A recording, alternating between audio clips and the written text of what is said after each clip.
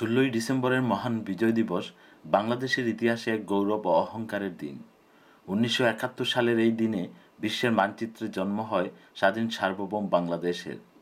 9 মাসের রক্তক্ষয়ী যুদ্ধ শেষে বাঙালি জাতি স্বাধীনতা সংগ্রামের চূড়ান্ত বিজয় অর্জন করে। জাতি আজ শ্রদ্ধাভরে স্মরণ করছে পরাধীনতার শৃঙ্খল মুক্তির সংগ্রামে ঝাঁপিয়ে পড়া শহীদদের। সম্প্রতি মহান বিজয় দিবস উপলক্ষে ব্র্যাডফোর্ডের জনপ্রিয় বাংলা স্কুল 21শে একাডেমি তাদের স্কুলের ছাত্রছাত্রীদের নিয়ে কবিতা আবৃত্তি ও মুক্তিযুদ্ধের ইতিহাসের উপর এক সংক্ষিপ্ত আলোচনা সভা অনুষ্ঠিত হয়। 21শে একাডেমির অন্যতম প্রতিষ্ঠাতা আলহাজ মুমিন মিয়ার সভাপতিত্বে এবং শিক্ষক আব্দুস সালামের পরিচালনায় প্রধান অতিথি ছিলেন শিক্ষাবিদ তৈবুর রহমান চৌধুরী এবং বিশেষ অতিথি ছিলেন হাজী ইউসুফ আলী ছাড়াও অন্যান্য নেতৃবৃন্দ।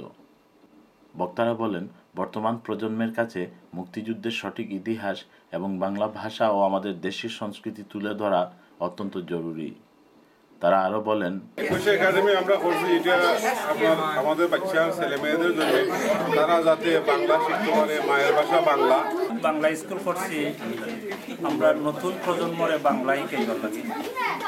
আমি অত্যন্ত আনন্দিত এবং গর্বিত যে আমাদের সোনার ছেলেমেয়েরা যুক্তরাজ্যে বসবাস করেও এই বাংলা ভাষাটাকে ধারণ করতে পারতেছে। বিজয় দিবসে অত্যন্ত আনন্দিত আর বড় খুশি এটার লাগি যে যুদ্ধ অপরাধীর বিচার যে হইতেছে অতি সত্তর, আর আমরা দাবি অতি সত্তর যুদ্ধ অপরাধীর বিচার চাই।